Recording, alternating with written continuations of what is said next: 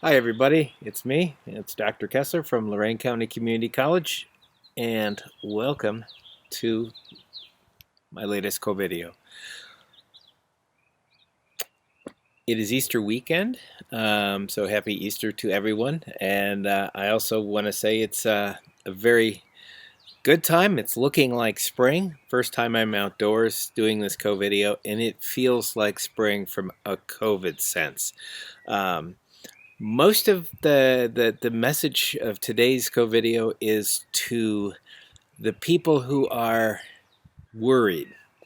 There are some people who are still doubters and still think that this whole pandemic was a hoax and all that kind of stuff. The last slide is for you folks.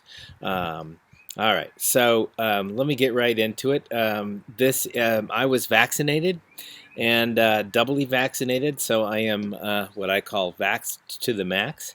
I do have a slight temperature, but that is from the vaccine because I'm running a little higher than those of you who follow my temperature know. I run a little bit less than I'm usually in the 36 line of temperature.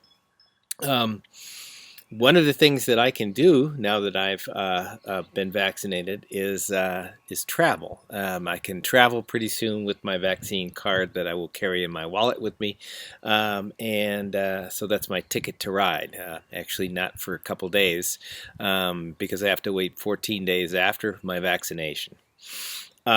Now the question is a lot of people are asking me, well, what good is the vaccination? The vaccine does a lot of good at stopping the pandemic. It immediately after being vaccinated, those of you who haven't gone through dose 1 yet, have not had the vaccine, immediately within days you are protected from getting infected. So we can relax a little bit. That's one of the messages of today. And the message is you can relax when you've been vaxxed.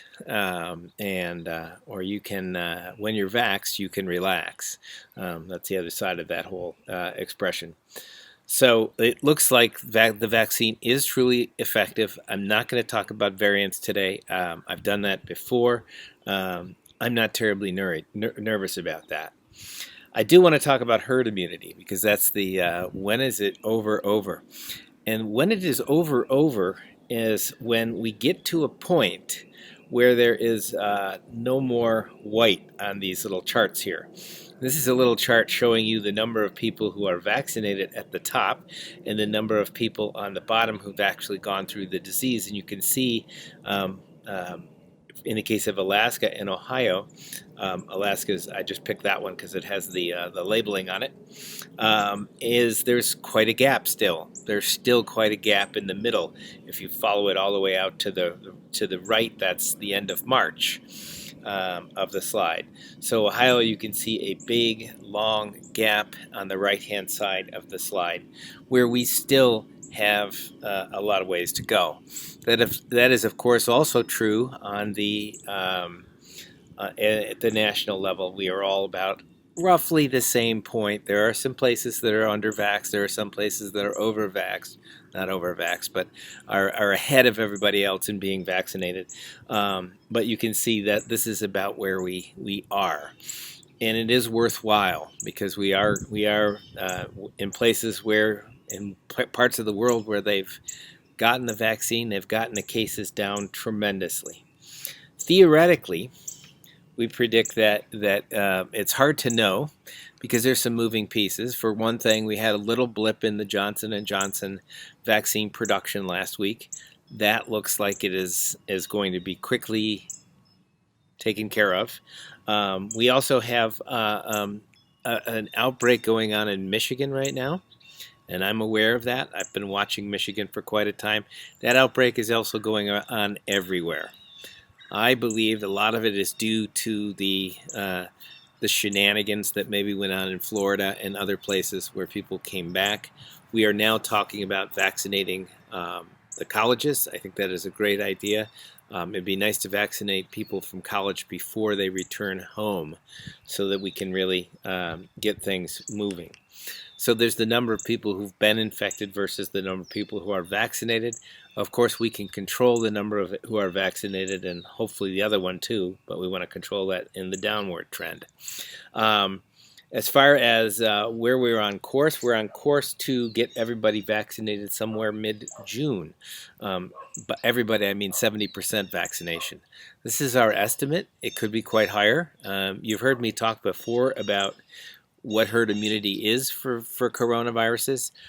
It may be higher than 70% simply because we're dealing with things like the British variant, which are more infectious. That's kind of what we're seeing. So we may have to go higher. Viruses like measles, for instance, have a very high herd immunity at 93%. So it may take us a little bit more, so we may have to wait till further in the summer before we are fully vaccinated. And we also have to deal with the vaccine hesitant individuals. That's another thing that we have to get on top of. The rest of the time, I'd like to just talk about one thing, and that is it's time to relax a little bit. It's time to, especially for the people who are, and I know who you all are. I hear from people all the time, the worried people. I was interviewed for an article in the Chronicle and Telegram over the weekend, and it is time to relax. It is time to maybe take it a little bit easier. If you are vaccinated, you can you can hug your grandchildren, which is a very big deal. It's a very good amount of freedom. If you are vaccinated, you can get together socially and play cards, those kinds of things. So this is good. This is a really good time for us, and we can celebrate a little bit. Of course, we still want to be very careful, and we still want to be careful because there are still threats. I think more of a threat comes from outside of the country. I think places like Brazil have a lot of cases, and I'm concerned. And their cases are also followed with a high death rate too. So I don't want to focus on that, but I also want you all aware that we're not safe until everybody's safe. That's kind of the way it is with infectious disease. Infectious disease don't know borders. They don't know walls. They know how to jump over everything. So it is something to think about. So I guess if you're vaccinated, you can relax. And I just want to leave you right there. And hopefully you'll have a good week and a good month. This is now April. And remember to, help people out, and getting vaccinated is a good way of helping people. Even if you think you have a low personal threat, we don't get vaccinated just for ourselves. It is something we do for everybody. For those of you who are the doubters, I'm going to leave you with the one more slide, and I put this one on the last video, but it is worth remembering that we've come through a lot. We've gone a long way.